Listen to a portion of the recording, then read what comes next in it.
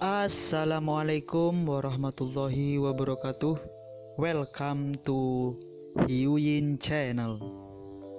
Seperti biasa, Mimin akan menceritakan kisah kepahlawanan Chu Xingyun dalam anime Spirit Sword Sofrek. Selamat menyaksikan. Dalam 17 tahun terakhir, Zhu Hengyu telah memusnahkan 3.000 gua tulang hantu. Memburu 30 miliar kristal jiwa hantu. Setelah mencerna dan menyerap 30 miliar kristal jiwa hantu, roh primordial Zhu Hengyu juga telah menerobos ranah bijak tingkat menengah. Ini belum berakhir. Dalam 17 tahun, Zhu Hengyu membersihkan 3.000 gua tulang hantu. Di dalam setiap gua Nether White Bone, ada prajurit kerangka dari elementari Sovereign Jiu Baiwan. Setiap kali prajurit kerangka terbunuh, sejumlah besar kekuatan spiritual dan keberanian dapat ditarik. Untuk mengetahui, prajurit kerangka, panglima perang kerangka, dan klon leluhur Nether ini semuanya ada sejak penciptaan dunia. Setelah miliaran triliun tahun akumulasi dan pengendapan, kekuatan spiritual dan keberaniannya telah terkondensasi menjadi inti kristal. Serap saja kekuatan spiritual dan keberanian, kekuatan Sun Luo dan kekuatan Purgatori itu akan meningkat sedikit. Hari ini, 17 tahun kemudian, kekuatan Zhu Hengyu dari Shen Luo dan kekuatan Purgatori juga telah mencapai ranah bijak tingkat menengah. Sekarang waktunya, di antara tiga Dharmakaya Zhu Hengyu, tubuh Dharma Domba Iblis telah menjadi yang terkuat. Urutan-urutan mereka adalah tubuh Dharma Domba Ajaib, tubuh Petarung Roh Giok, dan tubuh Dharma Suantian. Di antara mereka, alam tubuh Dharma Domba Iblis adalah penguasa perantara. Alam tubuh pertempuran Giok Roh adalah suci dasar. Adapun badan hukum Suantian itu masih di puncak tubuh suci cahaya putih. Mengenakan satu set lengkap kostum Nether, wilayah dan kekuatannya juga telah mencapai intermediate sovereign. Selain itu, jubah surgawi mulus di tubuhnya ditumpangkan pada 17 lapisan. Yang paling penting adalah, karena keberadaan ular Xin Luo Yin, Zhu Hengyu dapat menyempurnakan 3.000 string hukum setiap tahun dan menenun setelan surgawi yang mulus. Dengan cara ini, setiap tahun, pakaian surgawi Zhu Hengyu yang mulus dapat ditumpangkan pada satu lapisan.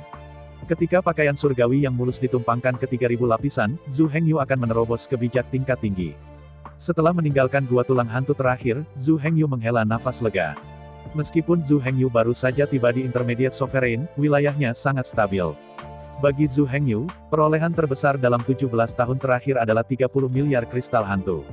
Setelah mencerna 30 miliar kristal jiwa, roh primordial Zhu Hengyu juga telah dipromosikan ke alam suci tingkat menengah. Sekarang waktunya, bahkan Zhu Hengyu memindahkan jiwa ke badan hukum lainnya. Dengan kekuatan dari roh primordial dari bijak tingkat menengah itu juga akan menjaga alam dan kekuatan dari orang bijak tingkat menengah. Selain itu, gugatan Netherworld juga akan mengikuti semangat primordial Zhu Hengyu dan dipindahkan ke badan hukum baru. Set lengkap kostum Nether dan roh primordial dari orang suci peringkat menengah adalah keuntungan terbesar untuk Zhu Hengyu dalam 17 tahun terakhir.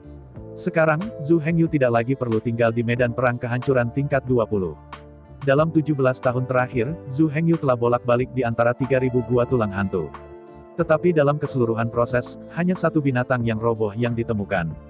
Apalagi, sebelum Zhu Hengyu mendekat, dia langsung kabur. Karena itu, meskipun harus ada banyak harta di medan perang yang runtuh di tingkat ke-20 ini, bagi Zhu Hengyu, semua ini hanyalah khayalan. Zhu Hengyu bertanya pada dirinya sendiri bahwa dia tidak beruntung dengan Jin Xianer.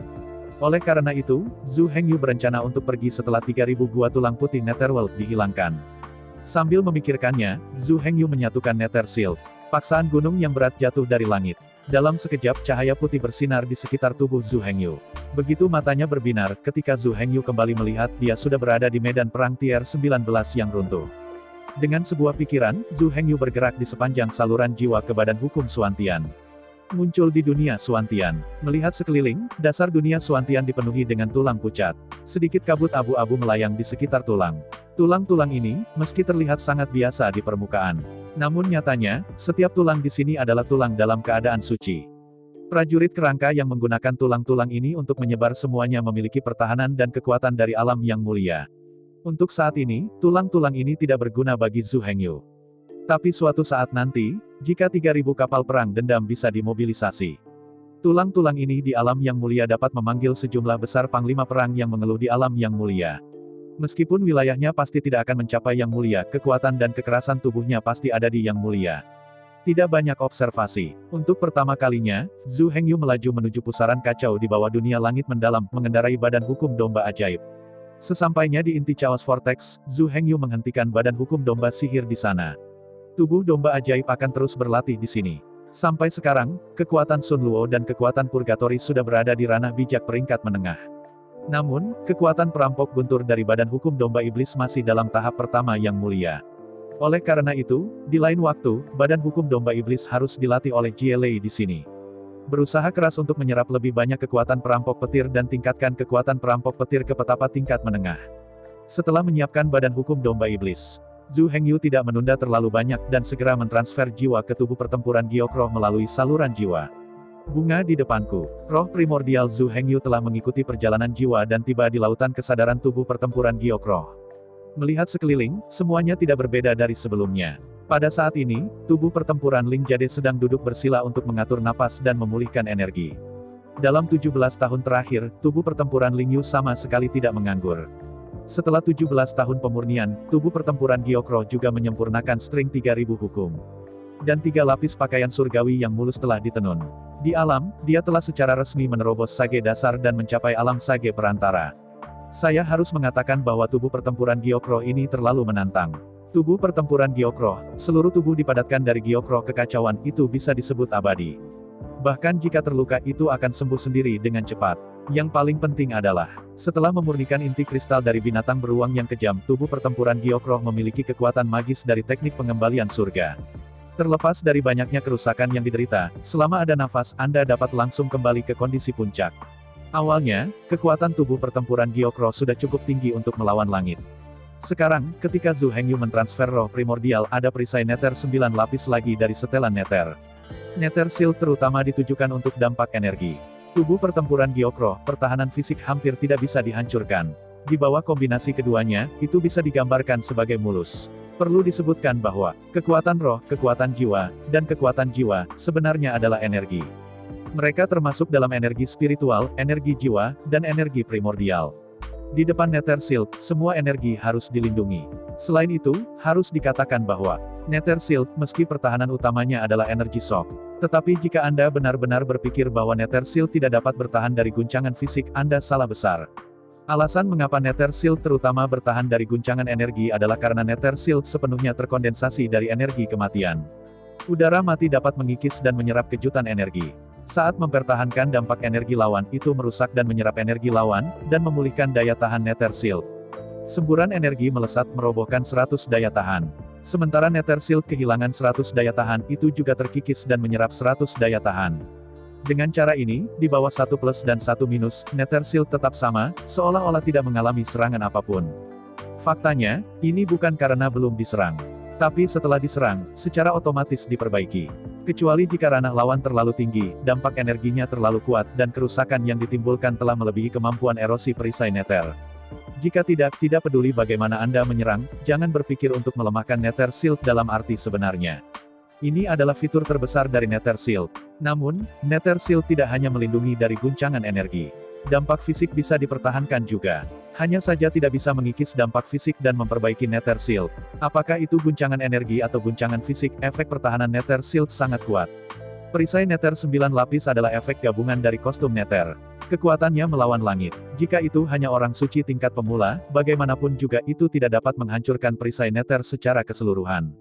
Hanya level menengah dan orang bijak di atas level menengah yang dapat menyebabkan kerusakan besar pada Nether Shield. Namun, bahkan orang bijak tingkat menengah, dalam beberapa hari dan malam, sama sekali tidak bisa memecahkan Nether Shield 9 lapis. Hanya orang suci tingkat tinggi yang dapat dengan paksa menghancurkan perisai Nether dalam beberapa jam. Namun, jika Anda benar-benar bertemu dengan orang suci tingkat tinggi, itu tidak mungkin. Tidak peduli apapun, itu tidak bisa dikalahkan. Tidak peduli seberapa kuat artefak itu pada akhirnya terbatas. Terlebih lagi, tidak mungkin bagi orang suci tingkat tinggi untuk menjadi tangan kosong. Pada dasarnya, orang bijak tingkat tinggi semuanya memiliki artefak di tangan mereka. Tidak hanya artefak yang ada, tetapi juga artefak tingkat tinggi. Jika orang bijak tingkat tinggi tidak memiliki alat ilahi di tangannya, juga sangat sulit untuk menghancurkan Nether Shield. Tarik napas panjang. Zhu Hengyu mengarahkan tubuh pertempuran giok roh dan perlahan berdiri. Setelan Nether dengan cepat memadat di permukaan tubuh pertempuran Ling Jade. Melihat sekeliling, tubuh pertempuran Ling Yu memegang banner tulang Netherworld di tangan kirinya dan tongkat kehancuran di tangan kanannya. Setelah memeriksa keadaan tubuh pertempuran giok roh, Zhu Hengyu menarik napas panjang. Selanjutnya, saatnya mencoba memasuki saluran yang kacau. Sampai sekarang, jiwa Zhu Hengyu dan tubuh pertempuran Gyokro telah mencapai alam suci peringkat menengah. Apalagi, sekarang ada satu set kostum Nether tambahan. Di bawah perlindungan 9 lapisan Nether Shield, seharusnya ada harapan besar bahwa Anda bisa melewati jalan yang kacau ini. Menggerakkan anggota tubuhnya, Zhu Hengyu melangkah maju ke saluran kekacauan. Melalui lorong ini, Anda bisa memasuki lautan kekacauan. Menurut catatan, lautan kekacauan berada di luar langit dan bumi. Ada banyak peluang di sana. Yang disebut artefak dan senjata ajaib ada di mana-mana. Tentu saja, bersama dengan peluang dan harta, ada bahaya yang ekstrim. Yang disebut Dewa Suci dapat dilihat di mana-mana di sana. Mungkin seseorang akan berkata, mengapa tiba-tiba, Tuhan menjadi tidak berharga? Bisakah dikatakan bahwa di dunia, jumlah Dewa Suci tidak terbatas? Betul sekali, itu masuk akal. Namun, lautan kekacauan memang berbeda. Banyak orang mungkin pernah memikirkan masalah serupa. Misalnya siapa saya, dari mana saya berasal dan kemana saya pergi. Contoh lain, adakah margin di alam semesta? Jika ada margin, berapa marginnya? Ada apa di balik margin? Faktanya, alam semesta memiliki margin, dan marginnya adalah lautan kekacauan. Di belakang lautan kekacauan adalah lautan kekacauan dan alam semesta lainnya. Di satu dunia, memang ada beberapa dewa suci. Namun, lautan kekacauan bukanlah dunia. Jika kekacauan dibandingkan dengan laut, maka yang disebut langit dan bumi itu setara dengan gelembung di laut. Di lautan luas, gelembung serupa miliaran triliun. Bahkan jika hanya ada satu dewa suci di dunia. Kemudian, jika miliaran langit dan bumi bertambah, ada ratusan juta dewa. Karena itu, di Sea of Chaos, Lord tidak jarang. Faktanya, jika bukan karena Tuhan, tidak mungkin memasuki lautan kekacauan sama sekali. Bahkan jika dia hampir tidak masuk, dia akan langsung kembali ke sumber aslinya oleh udara yang kacau, langsung berubah menjadi abu terbang. Tentu saja, lautan kekacauan sangat besar. Dibandingkan dengan lautan kekacauan yang tak terbatas, miliaran orang bijak hanyalah jumlah yang sangat kecil. Di daerah tertentu, jumlah dewa terbatas. Di sini, saya ingin fokus pada 3 leluhur kuno. Padahal, jauh sebelum lahirnya dunia tempat tinggal Zhu Hengyu. 3 leluhur kuno sudah ada. Dao Surgawi dan Dewa Ibu Bumi sebenarnya mirip dengan 3 leluhur kuno. Semuanya adalah Chaos Demon God. Surga dan Ibu Pertiwi awalnya adalah pasangan. Bersama-sama, mereka berdua membuka dunia ini di lautan kekacauan. Dunia ini adalah rumah mereka. 3 leluhur kuno awalnya adalah Dewa Iblis Chaos yang kuat. Ketika mereka mengembara di lautan kekacauan primordial, mereka menemukan dunia baru yang dibuka oleh surga dan Ibu Pertiwi. Terbukanya dunia, Chaos Avenue tentunya akan memberikan banyak reward. Banyak harta roh dan alat roh akan diturunkan. Dengan banyaknya khasiat tersebut, ketiga leluhur purba tentu tidak akan melewatkannya. Tapi, di bawah pengawasan Chaos Avenue, tidak mungkin memanfaatkannya secara gratis. Baik itu Dao Surga dan Dewa Ibu Bumi, atau 3 leluhur kuno. Jika ingin mendapat kesempatan, Anda harus membayar dulu. Seperti kata pepatah, jika ingin menang lotre, kamu harus membeli tiket lotre terlebih dahulu, bukan? Kalaupun mau merampok, harus beli pisau dulu ya. Untuk mendapatkan peluang, mereka harus meninggalkan diri mereka sendiri terlebih dahulu. Dengan diri sendiri, diubah menjadi makanan surga, memelihara dunia ini. Tiandao mengorbankan tubuh iblis dan berubah menjadi surga. Dewa Bumi Pertiwi mengorbankan tubuh Dewa Iblis dan berubah menjadi bumi. 3 leluhur kuno mengorbankan tubuh iblis dan berevolusi menjadi naga, burung phoenix, dan orc. Di awal dunia, bencana pertama adalah pertarungan antara naga, burung phoenix, dan unicorn. Sejujurnya, faktanya, itu adalah pertempuran 3 leluhur kuno, naga, burung phoenix, dan unicorn. Pertarungan itu begitu hebat sehingga dunia hancur dan tanahnya hancur. Sejak itu, banyak ras telah lahir. Setelah 3 ras utama dibubarkan, mereka berkumpul kembali, dan kemudian iblis dan iblis lahir. Faktanya, sederhananya, apakah itu monster atau iblis, mereka semua berevolusi dari 3 leluhur kuno. Adapun elang berkepala 9 yang kacau balau. Dia adalah pengecualian. Dia menerobos penghalang luar angkasa setelah dunia terbuka, dan muncul di dunia ini.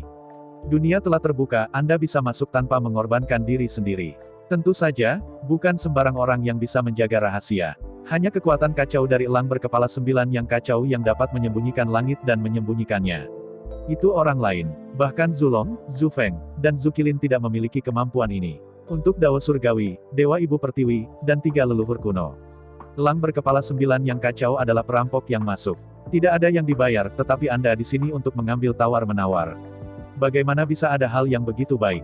Karena itu, 5 tuan bersatu dan membunuh elang berkepala 9 yang kacau balau. Untuk mencegah tentaranya membangun kembali dunia kacau balau. Kelima orang itu bekerja sama untuk menyempurnakan gunung 5 elemen, menekan tubuh elang berkepala 9 yang kacau balau. Semua seutuhnya. Di laut kekacauan, Tuhan sebenarnya bukan apa-apa. Bahkan para pendeta suci pemula berjuang di sini.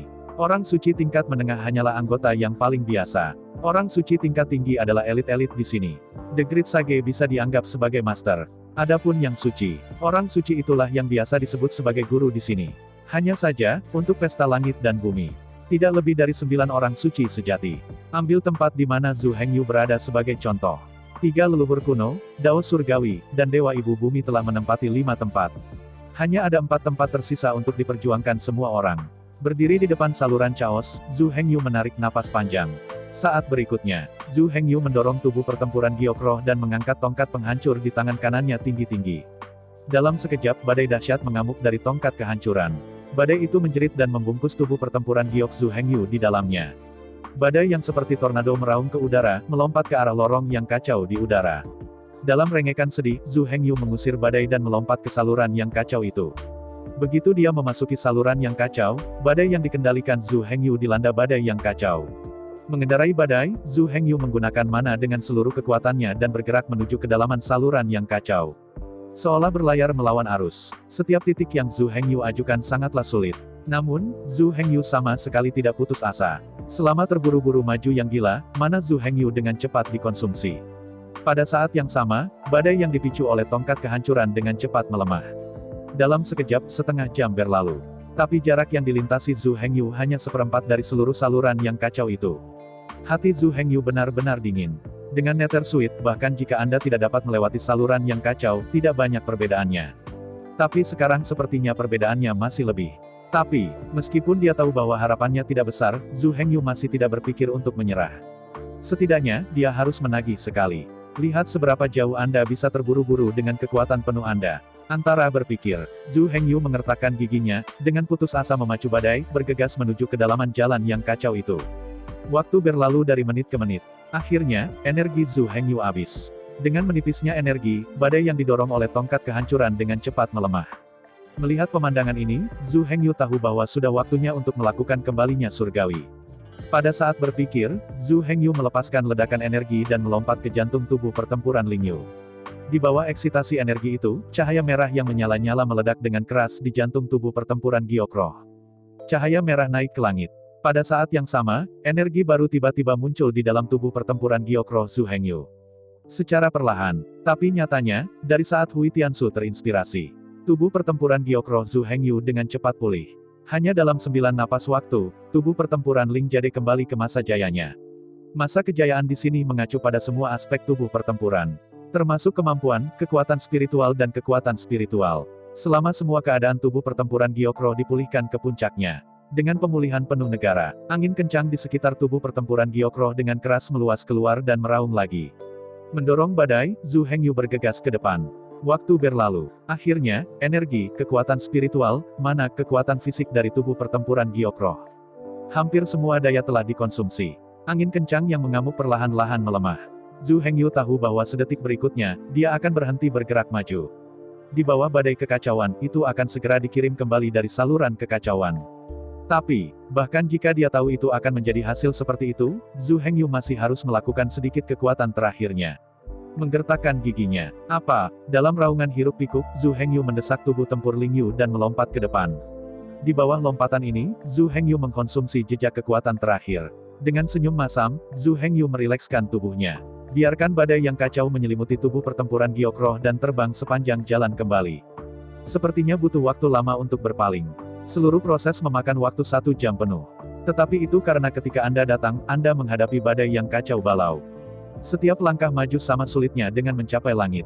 Ketika saya kembali, itu sangat berbeda. Mengikuti spiral badai yang kacau itu, dia terlempar keluar dari lorong dalam waktu kurang dari 1/4 jam. Rintik, dengan suara yang tajam, tubuh pertempuran giok roh Zhu Hengyu menghantam tanah dengan keras. Berubah menjadi badan hukum domba sihir, dan dengan kecepatan secepat itu, kejatuhan ini pasti akan melukai tulang. Tetapi untuk tubuh pertarungan Lingyu, guncangan fisik hampir sepenuhnya kebal.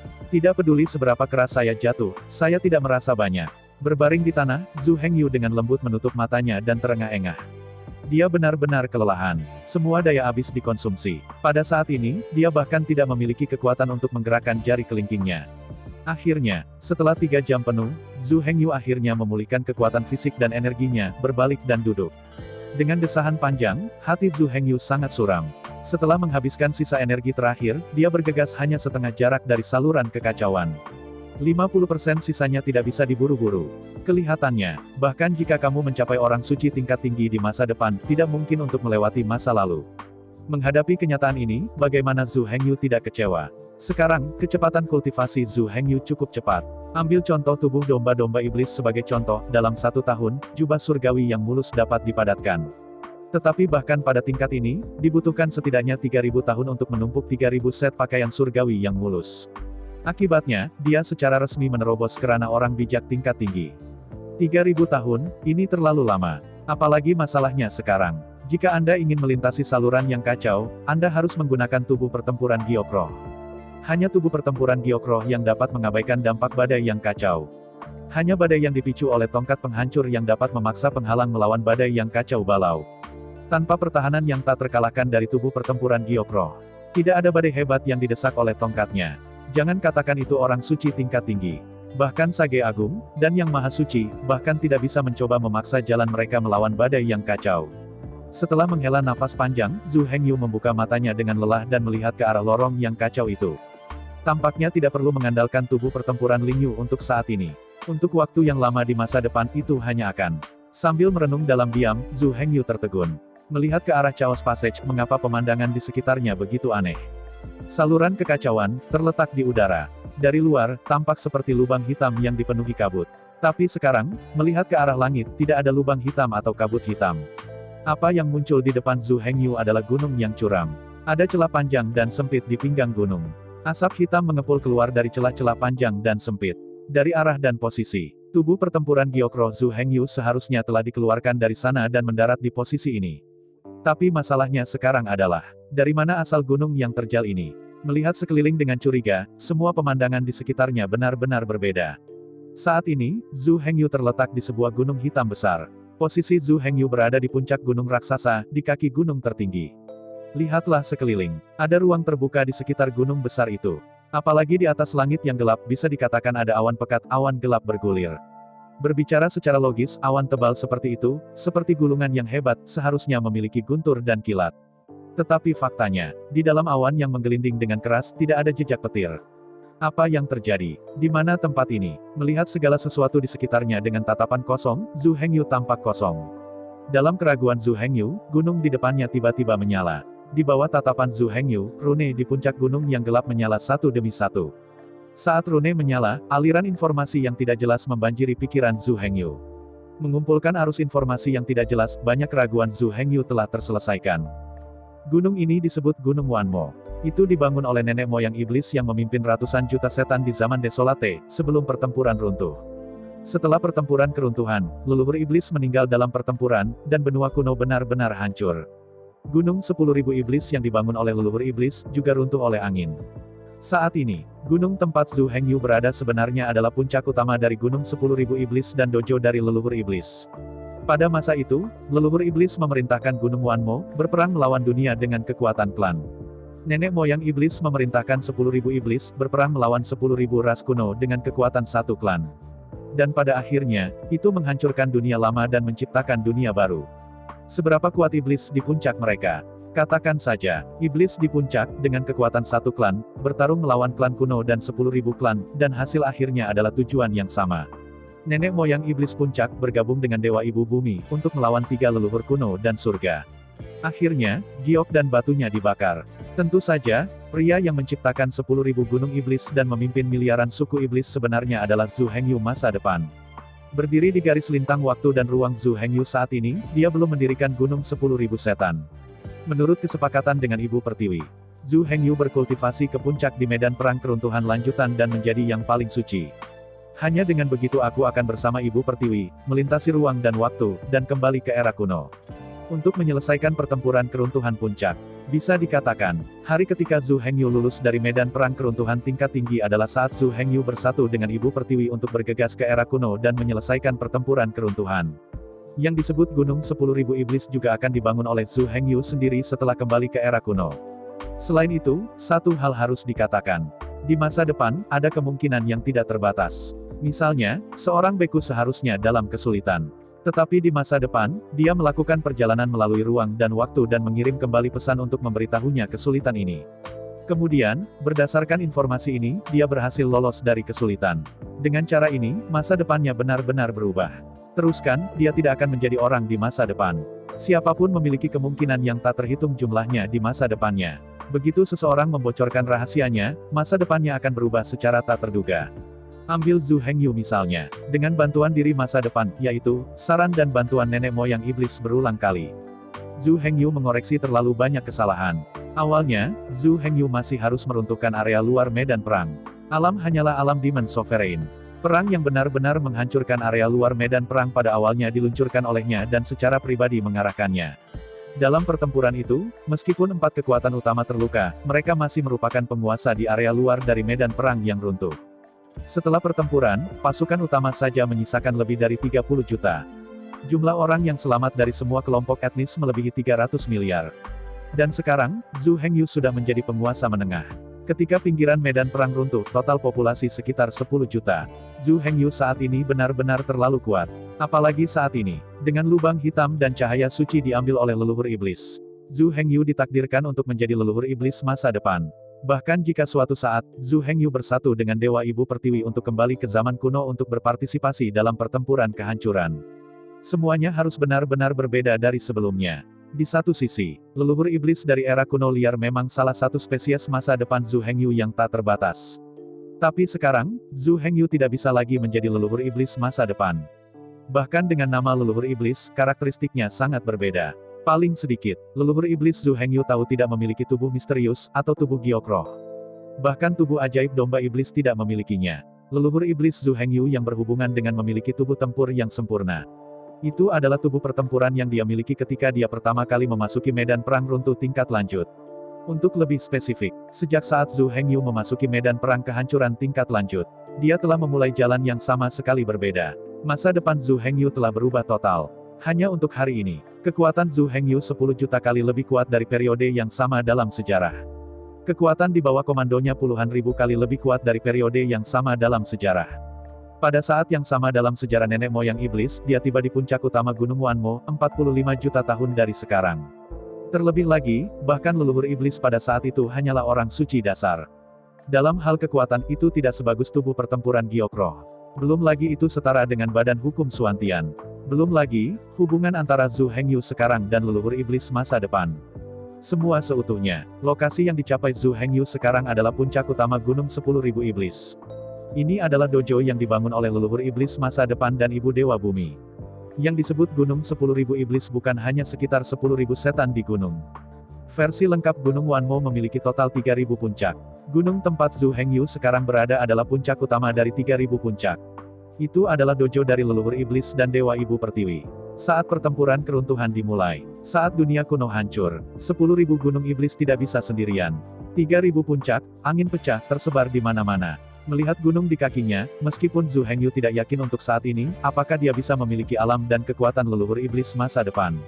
Tapi yang pasti adalah, nenek moyang iblis masa depan identik dengan tak terkalahkan. Setelah ibu dewa bumi terlibat perhatian Tiandao, nenek moyang iblis sendiri berperang melawan 3 leluhur kuno sendirian, dan mengalahkan lebih sedikit dan mengalahkan lebih banyak. Gunung 10.000 iblis yang dia bangun bahkan lebih kuat dari sebelumnya. Sekarang, pegunungan raksasa di kaki Zhu Hengyu ini adalah puncak utama dari 3.000 puncak Gunung Wanmo. Suatu kali, 3.000 puncak Gunung 10.000 Iblis bisa meletakkan berbagai macam 10.000 iblis. Kekuatannya begitu dahsyat hingga bisa menghancurkan dunia. Hanya, Zhu Hengyu tidak tahu banyak tentang Gunung 10.000 Iblis ini. Meskipun 10.000 gunung iblis didirikan sendiri ratusan juta tahun kemudian, pada kenyataannya, Zhu Hengyu telah memulai jalur yang sama sekali berbeda. Apalagi, dia masih sangat lemah. Jauh dari bisa dibandingkan dengan leluhur iblis puncak. Selain asal-muasal gunung ini, Zhu Hengyu juga memperoleh banyak informasi dari informasi rune di puncak utama. Misalnya, bagaimana Zhu Hengyu melewati saluran yang kacau, di paruh terakhir perjalanan. Faktanya, meskipun Zhu Hengyu melihat ke permukaan, sepertinya dia telah bergegas ke setengah dari Chaos Channel.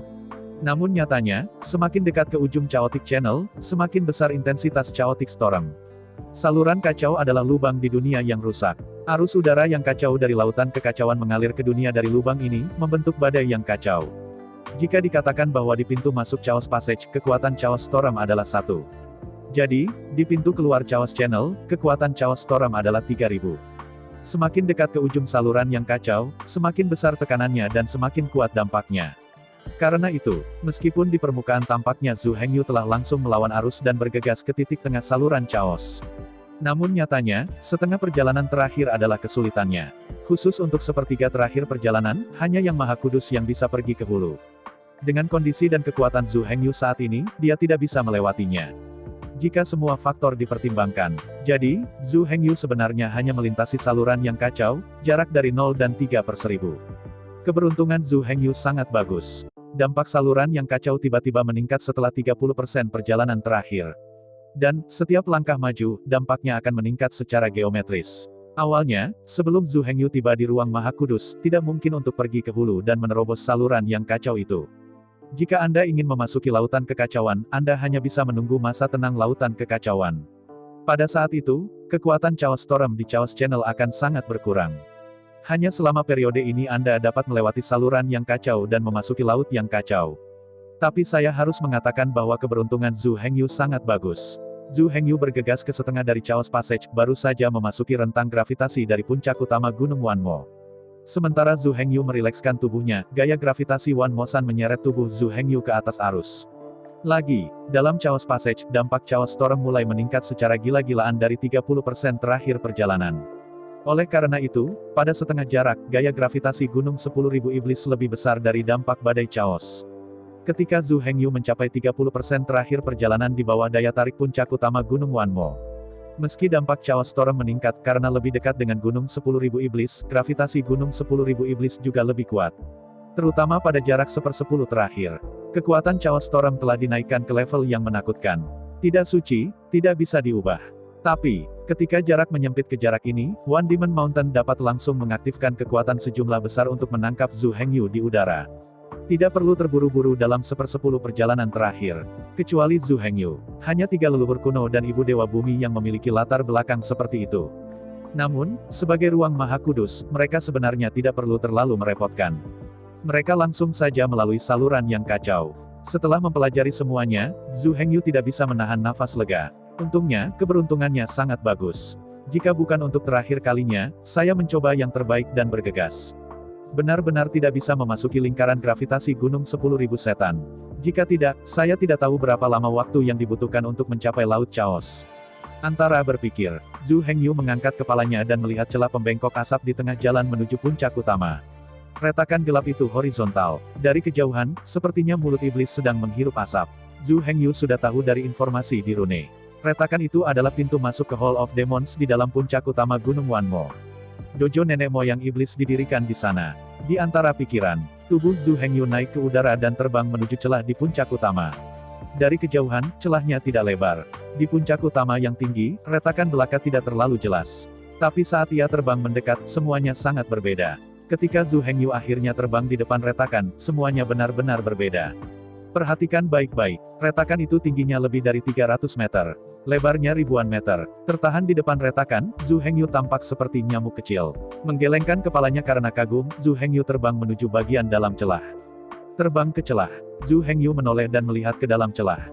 Jika Anda perhatikan dengan cermat, ada stalagmit gelap di mana-mana di langit-langit yang retak dan di tanah. Setiap stalagmit berdiameter lebih dari 10 meter dan tingginya hampir 100 meter. Retakan dengan ketinggian 300 meter, hingga 200 meter, ditempati oleh stalagmit raksasa ini. Area terbang adalah jarak 100 meter antara stalagmit atas dan bawah. Selama penerbangan, Zhu Hengyu diam-diam ketakutan. Stalagmit ini terlalu tebal dan tajam. Sekilas, stalagmit itu terhuyung-huyung. Ini seperti gigi hiu. Dengan pengamatan dan penilaian Zhu Hengyu, banyak detail dapat diamati dengan mudah. Setelah retakan ini menggigit naik turun. Kemudian, stalagmit yang terhuyung-huyung akan saling berdekatan. Tidak ada satupun stalagmit, mereka saling bertentangan. Jika ada seseorang di celah saat menggigit naik turun, tidak diragukan lagi, dalam sekejap itu akan tercabik-cabik menjadi ribuan bagian. Dan, mata Zhu Hengyu tidak buta. Meskipun tidak terlalu mencolok, Zhu Hengyu samar-samar dapat mengamati pola sihir abu-abu perak, pola Dao, dan beberapa rune aneh yang tidak dikenali Zhu Hengyu.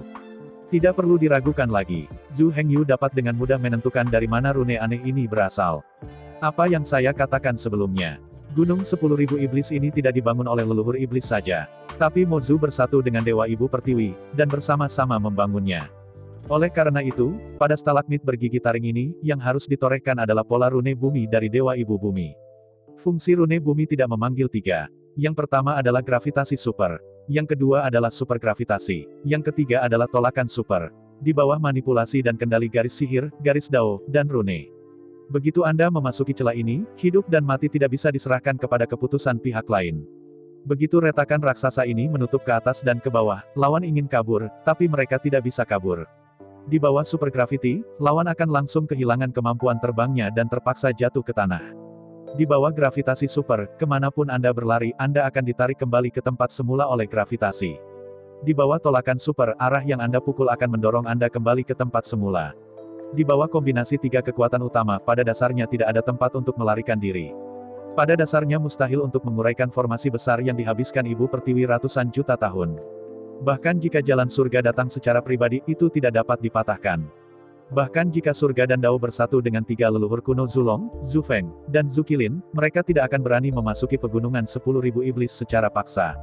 Tentu saja, leluhur iblis dan Dewa Bumi Pertiwi tidak berani memasuki istana surgawi secara paksa. Orang telah mendesainnya selama ratusan juta tahun, bagaimana Anda bisa memecahkannya dalam sekejap? Tapi begitu tidak bisa dipecahkan secara instan, itu pada dasarnya mati. Meskipun Tuhan tidak bisa benar-benar mati. Namun nyatanya, tidak banyak perbedaan antara pembangunan kembali dan kematian. Bahkan jika hanya satu tubuh Dharma yang dikorbankan, itu tidak dapat diterima. Tidak ada orang bodoh yang mau melakukan apapun untuk mati. Selama penerbangan, Zhu Hengyu melewati celah sempit sepanjang 3 km. Saat berikutnya, Zhu Hengyu muncul di ujung celah, di depan dua pintu yang berat. Berbalik dan lihat ke belakang. Di lorong sepanjang 3 km, ada stalagmit mirip gigi serigala yang tak terhitung jumlahnya, sangat tajam. Bahkan jika Anda terburu-buru ke ujung terowongan, itu tidak ada gunanya. Dua pintu gelap benar-benar memblokir jalan itu. Begitu saluran menggigit ke atas dan ke bawah, gravitasi, dan gaya tolak akan dengan gila-gilaan menarik orang ke kedalaman saluran. Jika Anda ingin melarikan diri, Anda tidak dapat melarikan diri, Anda hanya bisa menderita karena mengunyah, merobek. Apalagi dua pintu gelap ini tidak cantik. Perhatikan baik-baik. Kedua gerbang gelap itu ditutupi dengan pola yang rumit. Beberapa pola ini adalah rune, beberapa pola sihir, dan beberapa rune bumi. Apalagi, kedua gerbang itu bertatakan 3 tiang dari atas ke bawah.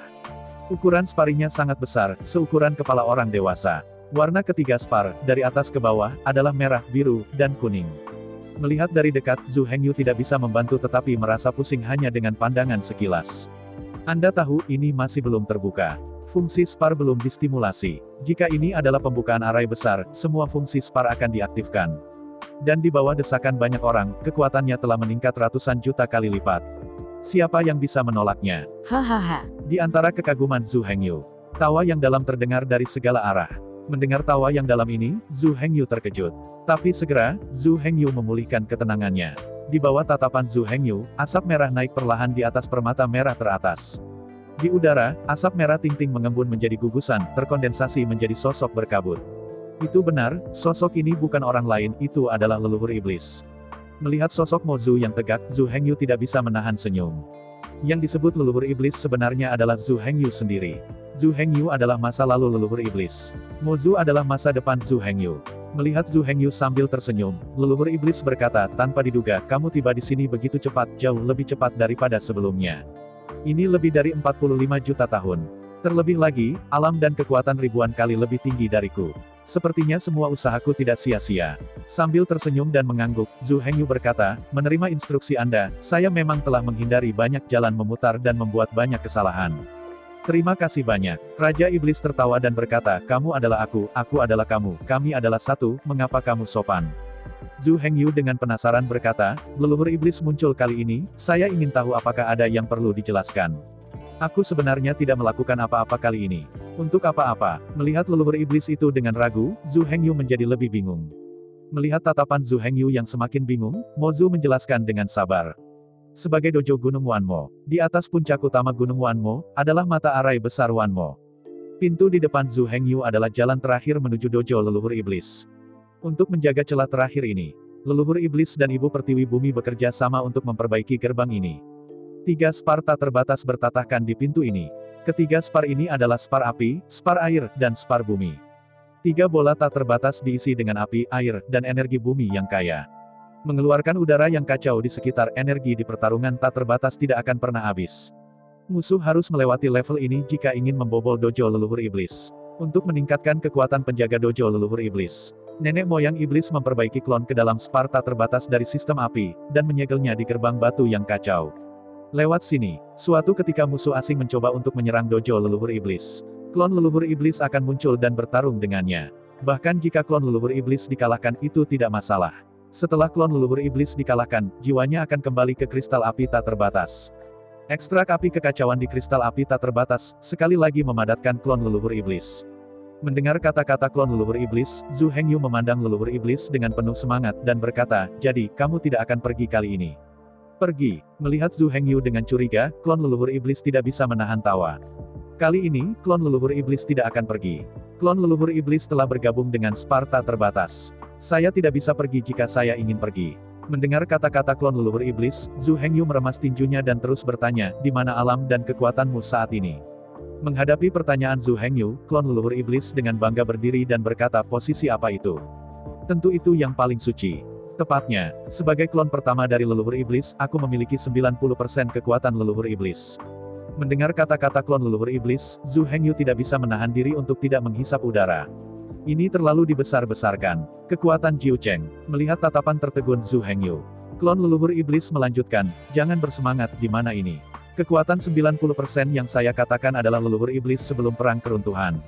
Saya telah berlatih di pertarungan tak terbatas selama bertahun-tahun.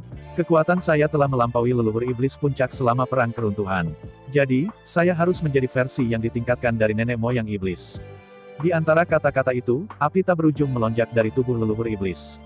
Dalam sekejap, semua terowongan sepanjang 3 km itu tertutup api.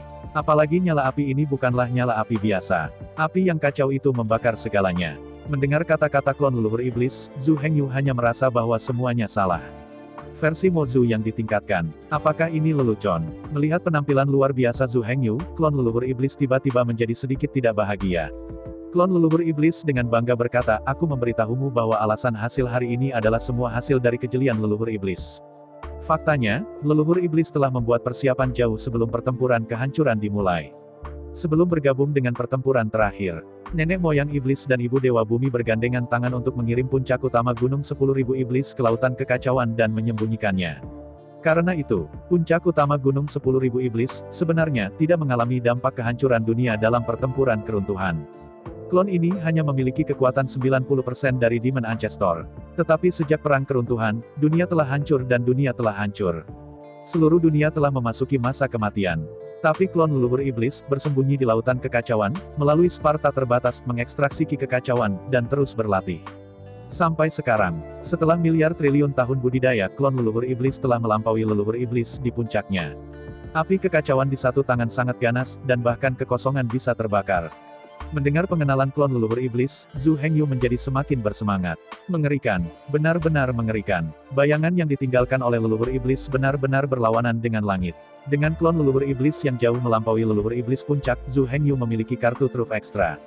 Dengan dia menjaga dojo, itu pasti sekokoh emas, dan stabil seperti gunung Tai. Melihat senyum gembira Zhu Hengyu, klon leluhur iblis haha tersenyum dan berkata, "Apakah kamu benar-benar berpikir bahwa bayangan dari leluhur iblis hanya itu?" Ya, melihat klon leluhur iblis dalam kebingungan, Zhu Hengyu tampak bingung. Mungkinkah ada yang lain? Melihat keraguan Zhu Hengyu, klon leluhur iblis melanjutkan, "Aku berkata, aku adalah masa depanmu, kamu adalah masa laluku, dan kita sebenarnya adalah satu. Sekarang, tenang dan pikirkanlah. Jika itu kamu, saya akan berpartisipasi dalam pertempuran, dan saya ditakdirkan untuk mati. Jadi, sebelum pergi, apakah Anda hanya mengatur ramalan seperti itu?" Bentak. Mendengar kata-kata klon leluhur iblis, Zhu Hengyu menamparkan wajahnya dengan keras. Memang, jika saja bayangan seperti itu diletakkan, itu akan terlalu terburu-buru. Gunakan otak Anda sedikit, bukan hanya mengatur bayangan seperti itu, bukan. Melihat realisasi Zhu Hengyu yang tiba-tiba, klon leluhur iblis tidak terus membesarkan nafsu makan Zhu Hengyu. Memalingkan kepalanya, klon leluhur iblis berteriak ke arah gerbang, "Aku belum keluar, maukah kamu melihat teman lama?" Mendengar panggilan klon nenek moyang iblis, cahaya keemasan memancar keluar dari kristal tanah yang tak terbatas. Di antara cahaya keemasan yang melonjak, sosok elegan dan mewah terkondensasi di udara. Melihat sosok yang sangat akrab ini, mata Zhu Hengyu tiba-tiba membelalak.